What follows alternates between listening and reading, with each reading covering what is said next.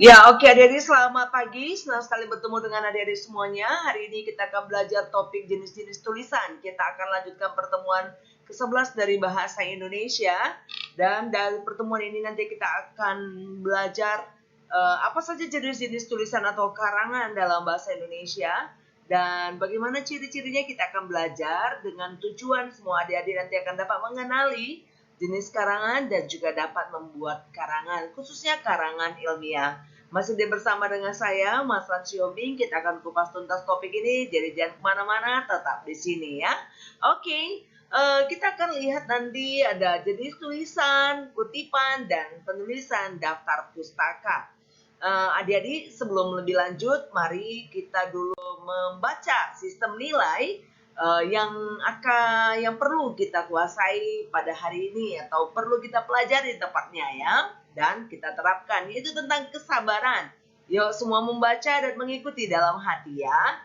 Oke, kesabaran adalah kekuasaan. Pergunakanlah untuk memupuk semangat, meredakan kemarahan, meredam angkara murka, mengubur rasa iri, menekan kesombongan, menahan lidah, mengekang tangan sampai tiba waktunya Anda memanen seluruh hasilnya. Boleh kata-katanya dikatakan, sampai tiba saatnya saya akan memanen hasilnya ya.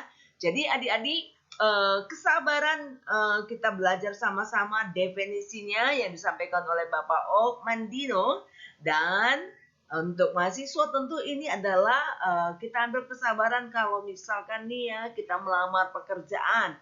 Kamu antar lamaran pekerjaan, lalu apa yang harus kita lakukan ya, jangan langsung menyerah kalau misalkan lamarannya tidak diterima ya. Kita harus bisa memupuk semangat, coba lagi dan coba lagi. Kalau mungkin kita berhadapan dengan orang tua, dengan saudara ya, kita harus dengan teman, bahkan kita harus bisa mengekang lidah, kita harus mengekang tangan, dan seterusnya sampai tiba saatnya kita memanen hasilnya. Buah kesabaran itu tentu akan manis hasilnya ya. Oke adik-adik, mari kita lanjutkan lagi. Kalau begitu langsung saja tanpa membuang waktu, kita akan belajar tujuan menulis. Nah, menulis itu tujuannya ada beberapa, di antaranya adalah yaitu untuk memberitahukan atau untuk mengajar. Ya, bisa juga tulisan itu untuk menghibur ya, sehingga yang membaca bisa merasa gembira, yang membaca bisa merasakan diberikan energi positif ya. Itu juga salah satu tujuan ya. Bisa juga sebagai ekspresi perasaan. Apakah kita memiliki perasaan pada saat ini, mungkin kita sedang rasa khawatir atau kita ingin menyampaikan sesuatu dengan atau kepada pemerintah ya, atau kepada atasan dan atau kepada orang yang menjabat dan seterusnya. Dan kita juga bisa meyakinkan atau mendesak ya, atau mempengaruhi orang lain.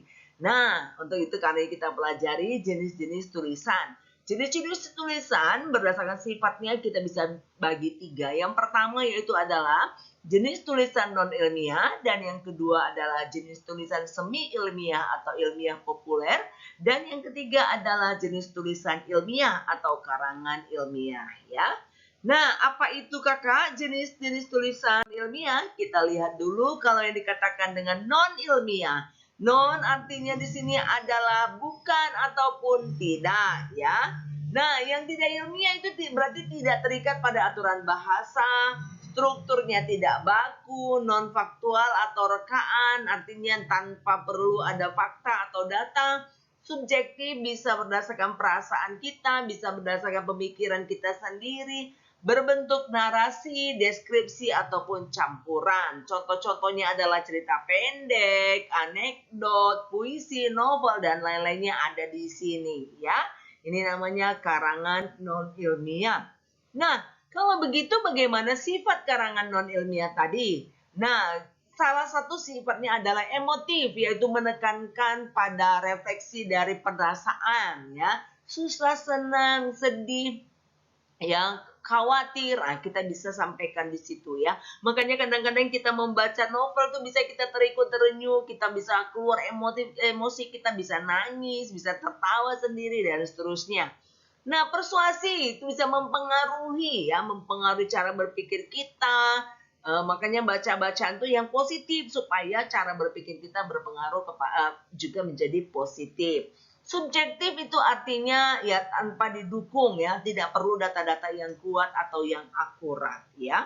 Oke, adik-adik, kita lanjut lagi. Kalau semi ilmiah itu semi ya, ada unsur ilmiahnya, tapi juga belum bagus sekali. Nah, kalau di semi ilmiah itu menghindari istilah-istilah teknis dan menggantinya dengan istilah umum ya. Jadi kalau dalam semi ilmiah ini contoh ya, reboisasi itu kan istilah yang ilmiah ya. Kalau itu diganti dengan penghijauan atau penanaman hutan kembali seperti itu ya. Kemudian struktur tidak baku walaupun tetap sistematis. Memang tidak baku, tapi ya memang ya artinya bahasanya tidak harus mengikuti kaidah bahasa Indonesia. Namun urut-urutannya juga harus jelas ya. Pengamatan bersifat faktual ya, sudah ada datanya. Ada campuran di sini subjektif dan objektif. Ada datanya tapi masuk unsur pendapat penulis di dalamnya ya, berbentuk karangannya berbentuk eksposisi, persuasi, deskripsi ataupun campuran. Contoh berita di televisi ya, kemudian atau di berita di harian. Kalau di harian kan itu misalkan surat kabar atau majalah atau artikel dan lainnya. Opini ataupun pendapat dan artikel-artikel ya. Oke adik-adik, kalau begitu kakak yang ilmiah bagaimana? Kalau yang ilmiah itu adalah bersifat faktual, artinya fakta, ada datanya dan bersifat objektif pula ya. Jadi harus benar-benar realistis, bahasanya harus baku mengarah kepada unsur-unsur ilmiah, penggunaan bahasa-bahasa ilmiah ya. Terikat aturan penulisan ilmiah. Jadi untuk penulisan ilmiah ada keseragaman penulisan yang telah ditentukan satu institusi atau dalam satu kelompok penulisan ilmiah tersebut. Struktur bersifat baku ya, jadi sudah tetap ya, tidak boleh berganti-ganti ya. Artinya dalam suatu ilmiah harus jelas bagaimana metode ilmiahnya, apa data-datanya, bagaimana cara untuk menyelesaikan masalahnya, itu kalau dalam unsur ilmiahnya. Tapi kalau dalam tulisan itu harus jelas-jelas datanya, apakah data itu data terbaru atau data itu data yang sudah lama. Tentu ini sangat mempengaruhi kesimpulan. Nah, kemudian jenis karangannya bersifat argumentasi dan juga campuran. Contoh makalah, jurnal, tugas akhir, skripsi, tesis, dan disertasi. Ini adalah jenis karangan ilmiah ya. Di sini nggak ada unsur subjektif atau perasaan ya, tapi di sini ada unsur-unsur yang objektif, real, sesuai dengan data. Ya, adik-adik kita lanjutkan di sini ada 5 jenis karangan ataupun wacana. Yang pertama eksposisi atau paparan, memaparkan atau menyampaikan informasi, argumentasi menyampaikan pendapat, dalam hal ini pembuktian, persuasi ajakan atau mempengaruhi, narasi menceritakan, deskripsi gambaran atau menggambarkan satu peristiwa ataupun kejadian. Ya, kalau kita lihat di sini karangan eksposisi itu berarti memaparkan, merinci informasi, data, dan fakta. Serta di akhir paragraf itu ada penegasan. Kalau kita lihat pada data ini, contoh, kebutuhan benih padi bersertifikat label biru secara nasional makin tahun makin meningkat. Inilah informasinya. Benih padi bersertifikat label biru mempunyai daya saing yang tinggi. Ini juga informasi. Panen padi sebagai hasil dan dari benih padi bersertifikat label biru itu meningkat sampai 9,57%. Ini datanya. Daripada benih padi yang tidak bersertifikat label biru. Jadi ditegaskan kenapa perlu benih padi berlabel biru tadi. Iya, adik-adik kita akan lanjut pada paragraf argumentasi, yaitu paragraf yang di dalamnya terdapat alasan, penjelasan, kritik, serta pembuktian yang disertai dengan fakta yang aktual, valid ya, kebenarannya terbukti dan nyata yang disertai dengan alasan-alasan yang objektif. Itu sebabnya, objektif dan logis sehingga dapat mempengaruhi opini pembaca. Ya, jadi inti dari argumentasi ada pada datanya dan pembuktian. Contoh kita lihat seperti berikut. Telepon genggam sudah banyak dimiliki masyarakat, bahkan dalam sebuah keluarga, hampir semua anggota keluarga memilikinya. Di samping memang sudah merupakan alat komunikasi yang mudah dibawa-bawa, pengoperasian telepon pun tidak sulit dan harga terjangkau pula. Ada kemungkinan perkembangan alat ini pesat sekali karena hal-hal tersebut ditambah pula karena muncul variasi bentuk, merek, dan model baru. Oleh sebab itu, sekarang barang-barang tersebut sudah dianggap bukan barang mewah lagi ya. Ini adalah salah satu argumentasi ya. Oke. Nah, kita lihat lagi untuk posisi karangan persuasi. Karangan persuasi adalah bentuk wacana yang tujuannya meyakinkan, persuade ya, meyakinkan, mengajak atau membangkitkan suatu tindakan dengan mengemukakan alasan-alasan yang kadang-kadang bisa saja agak emosional. Cirinya ini menentukan topik atau tema. Kalau kita membuat suatu karangan, ya tentu harus jelas temanya, merumuskan tujuan untuk apa, apakah ini untuk pendidikan, apakah ini politik, apakah ini untuk hanya iklan atau mempengaruhi orang untuk mempercayai suatu produk. Menyusun kerangka karangan, kemudian mengembangkan kerangka karangan menjadi persuasi atau mempengaruhi. Kita lihat dulu jenis-jenis karangan persuasi. Itu ada persuasi propaganda, persuasi politik, persuasi pendidikan, dan persuasi advertensi. Ya, persuasi propaganda mempengaruhi pembacanya melakukan atau mempercayai sesuatu. Persuasi politik digunakan di bidang politik, persuasi pendidikan, pesan-pesan pendidikan. Persuasi advertensi adalah periklanan. Contoh kita lihat berikut ini. Sebaiknya pemerintah melakukan penghematan. Selama ini pemerintah boros dengan cara tiap tahun membeli ribuan mobil dinas baru serta membangun kantor-kantor baru dan guest house ya. Pemerintah juga selalu menambah jumlah PNS tanpa melakukan perampingan, membeli alat-alat tulis kantor atau ATK secara berlebihan dan sebagainya. Padahal dana yang dimiliki tidak cukup untuk itu. Kira-kira dari contoh ini kita boleh lihat dari jenis karangan ini kira-kira persuasi apa? Apakah propaganda, apakah politik, apakah pendidikan, ataukah advertensi? Ya, ini mengarah kepada politik ya, karena mengarah kepada pemerintah ya. Oke, kita lihat. Ciri-ciri karangan deskripsi. Ini deskripsi menggambarkan, melukiskan suatu objek dengan sejelas-jelasnya kepada para pembaca, melibatkan observasi panca indera. Metode penulisan menggunakan cara yang objektif. Ada juga masuk juga unsur subjektifnya karena yang melihat kita sendiri ya, atau menceritakan kejadian yang kita rasakan sendiri atau kesan pribadi penulis terhadap sesuatu ya. Jadi apalagi baru-baru ini kan yang lagi viral itu ya, musibah yang terjadi kepada almarhum salah satu artis yang kejadiannya sangat memprihatinkan ya, semoga almarhum tenang di alamnya. Tapi ini kan menjadi bahan cerita kalau kita ketemu dengan seseorang ini baca ngeri kali ya gitu ya.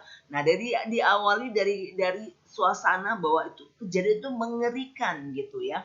Wah, ternyata kejadiannya berada di mana, di jalan mana. Wah, rupanya setelah kejadian itu mobilnya menjadi berbalik arah dan terpelanting sampai 30 meter. Akhirnya orang yang mendengar atau orang yang membaca tulisan itu akan terbawa pada membayangkan kejadian tersebut. Karena kita menggambarkan sedetail-detailnya.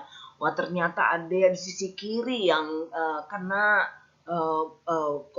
penumpang yang di sisi kiri yang mengalami kecelakaan yang sangat yang sampai merenggut jiwa, tapi ada juga korban yang hanya luka-luka ringan dan seterusnya, kayak gitu, menggambarkan sesuatu ya.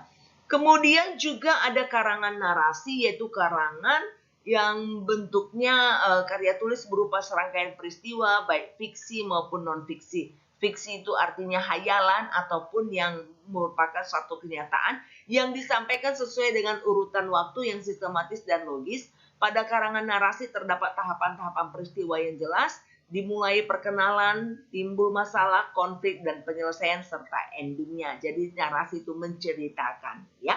Nah, itulah jenis karangan. Kita lanjut, kalau masuk pada karangan ilmiah, kita membutuhkan ada sistem rujukan. Sistem rujukan yang dimaksudkan di sini adalah bahwa tulisan kita itu mungkin sudah pernah ditulis oleh orang lain, atau apa yang kita ceritakan atau apa yang kita teliti itu sudah pernah ditulis orang lain atau hampir-hampir mirip gitu. Nah, untuk itu perlu ada rujukan. Nah, rujukan ini bisa berupa catatan kaki atau juga bisa catatan belakang, ya. Catatan kaki sering juga disebut dengan footnote, ya. Catatan kaki adalah catatan yang diletakkan di bagian bawah, sedangkan catatan belakang atau endnote ada di akhir bab dalam sebuah buku, ya. Nah, kenapa perlu catatan kaki ataupun endnote ini atau catatan belakang? Informasi tambahan digunakan apabila penulis memandang perlu menambah catatan. Contoh catatan kaki seperti yang kita lihat pada contoh berikut, ya. Catatan kaki. Ini dalam satu tulisan dalam. Jadi catatan kaki itu dalam satu lembar langsung di bawah catatannya. Kalau catatan belakang di akhir bab, ya, keterangannya. Nah, itulah dia. Jadi catatan ini berupa keterangan. Contoh ini ya, pada suatu hari saya jalan-jalan di kota bunga, kota yang terletak jauh dari perkotaan besar terdekat, sekitar 200 kilometer. Ini ada catatan kakinya, langsung ada nomor 1 di sini. Kemudian meskipun jauh dari kota, populasi kota ini sangatlah padat. Pada tahun 2020 tercatat ada 2.500 penduduk yang tinggal di tempat ini. Nah, ini ingin menjelaskan data ini dari mana gitu. Nah, catatannya di sini. Oh, rupanya bahwa mengenai masalah di Indonesia ini ada mengenai 200 km ini pernah ditulis, ada di dalam buku Muhammad Alwi, buku geografi Kota Bima dan CV Citra Buana. Artinya Muhammad Alwi juga pernah menceritakan tentang angka 200 km ini. Demikian juga di tempat menyatakan angka 2.500 penduduk yang tinggal di tempat ini pernah dituliskan oleh Imron, ya. Jadi dia ingin memberi catatan. Nah, ini namanya catatan kaki karena dia langsung berada di bawah dari tulisan, ya. Nah, kalau adik-adik juga nanti membuat karya ilmiah, bila perlu menambah keterangan, maka yang perlu dibuat adalah catatan kaki. Ini pada tugas akhir bisa saja diperlukan, ya. Nah, dalam tugas akhir ataupun karya ilmiah, karena kita diploma 3 tentu karya ilmiah kita adalah tugas akhir, perlu kita mengutip pendapat orang lain yang akhirnya pendapat itu bisa menguatkan dari penelitian kita.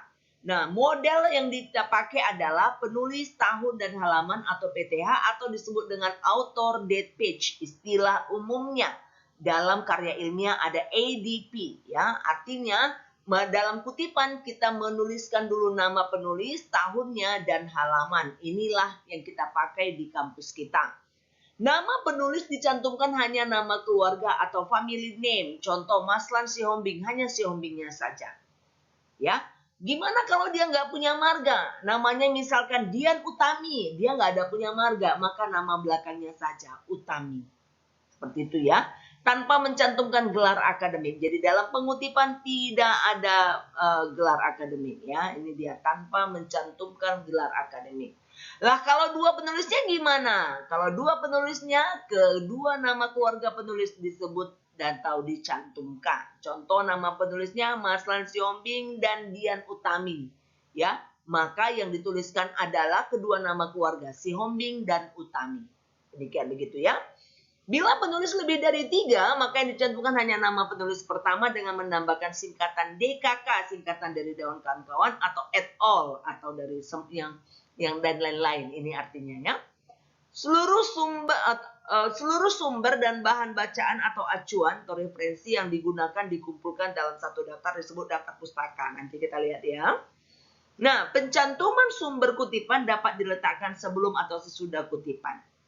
Ya, jadi saya sedang membuat karya ilmiah, penelitian saya misalnya tentang bagaimana sistem informasi di Komisi Pemilihan Umum. Maka saya membaca tulisan-tulisan orang tentang sistem informasi ataupun tentang Komisi Pemilihan Umum. Maka saya mengutip pendapat yang dalam tulisan tersebut atau pendapat ahli tersebut yang sepertinya memang berhubungan dengan yang saya tuliskan. Nah, nanti saya cantumkan di daftar pustaka ya. Oke, adik-adik kita lihat lagi. Pencantuman sumber kutipan dapat diletakkan, udah nih, kutipan yang melebihi 3 baris dipisahkan dari tulisan penulis sehingga membentuk alinea tersendiri dengan jarak baris atau spasi. Adik-adik mohon untuk melihat link di website kita untuk melihat contoh-contoh ya. Nah, secara ringkas saya buat contoh untuk penulisan kutipan berikut.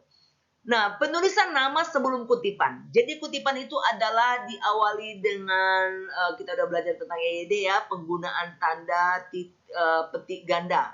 Ya, Emory dan Cooper 2011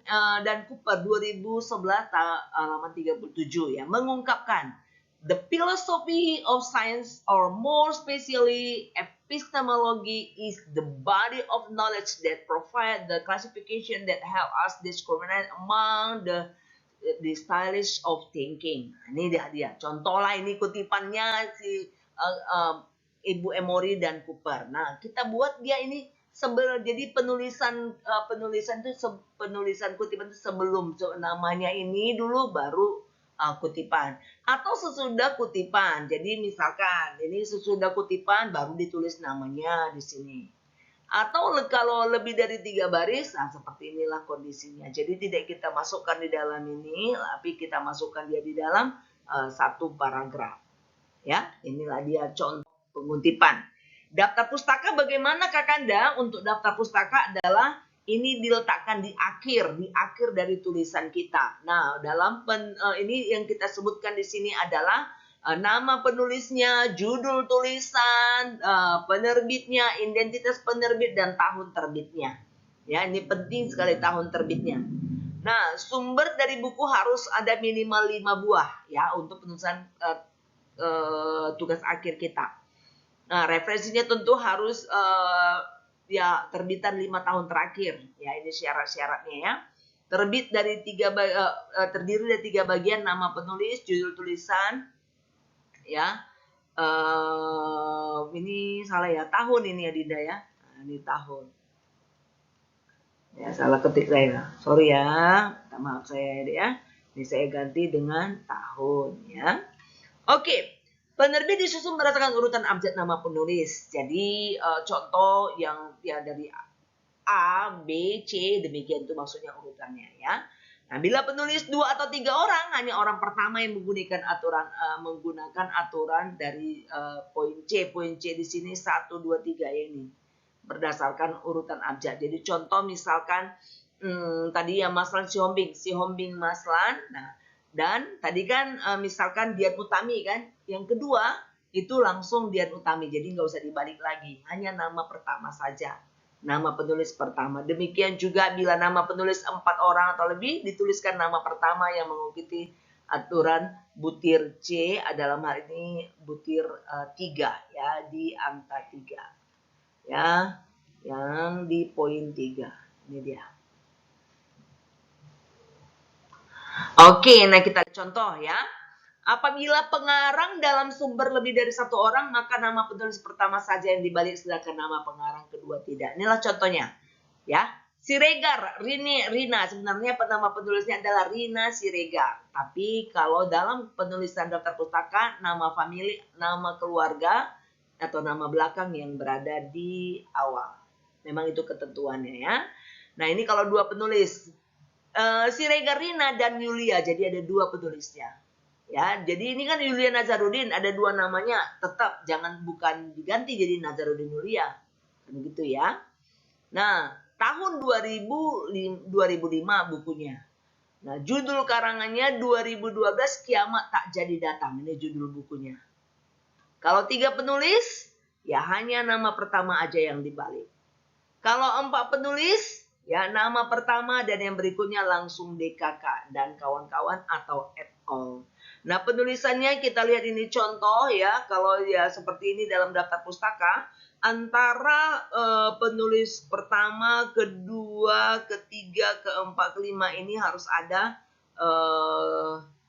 tidak ada jaraknya, ya. Dan kalau misalkan tidak cukup satu baris, maka sambung untuk baris berikutnya ini diberikan menjorok ke dalam seperti ini. Nah, berapa spasi dia menjorok ke dalam itu sekitar 5 sampai 7 spasi kira-kira gitu.